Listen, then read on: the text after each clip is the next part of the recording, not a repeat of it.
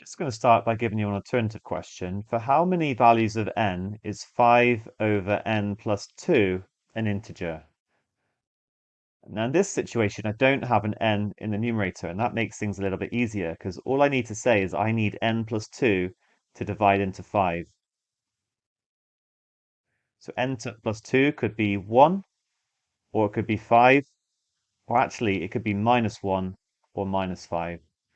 And that means n, I just need to minus 2 from each of them, would be minus 1, 3, minus 3, and minus 7. There's going to be 4 values of n, which give me a whole number for 5 over n plus 2. I'm going to be using that for this next part here. So what we're going to try and do is get it so this is in the same kind of form. And there's a little trick we can use. So I've got n over 100 minus n. Well, I'm actually going to write that as minus n over n minus 100. I think I prefer it like that.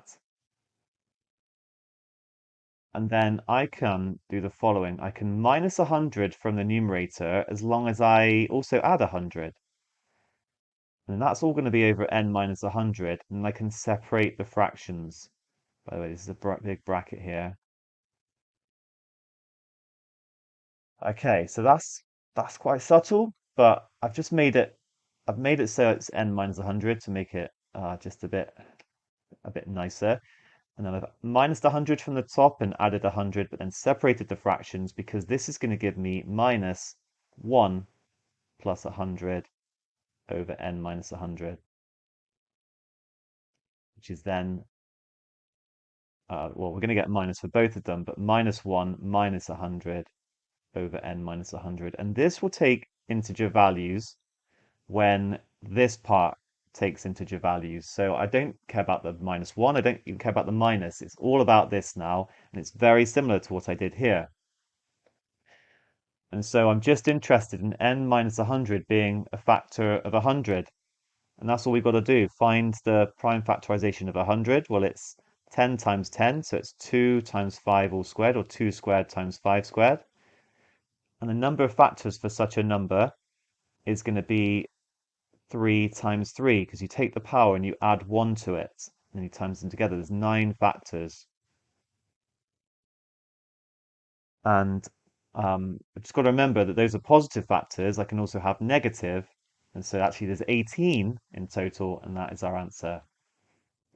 I'm not going to stop there. I'm going to actually find the factors. So 1 and 100, then 2 and 50. This number's not too bad to find the factors of. 4 and 25, 10 and 10.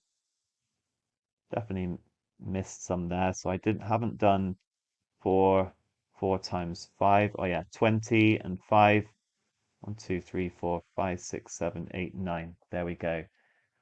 Okay, so that's, you could write them all down, you just have to find them.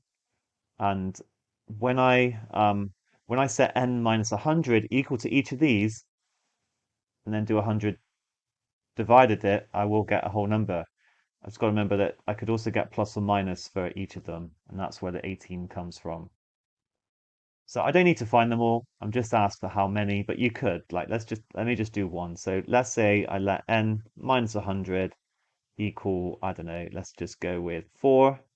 Then that would mean n would equal 104. That would be a solution to this. You know, it might not look it when you look back it up here, but I've shown that I've shown that that red circled one is equal to this, and it will work out. I'll get minus 1 minus 100 over 104 minus 100, which will then become 4, so that will go into 100.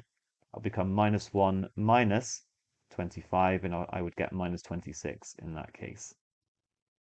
Well done.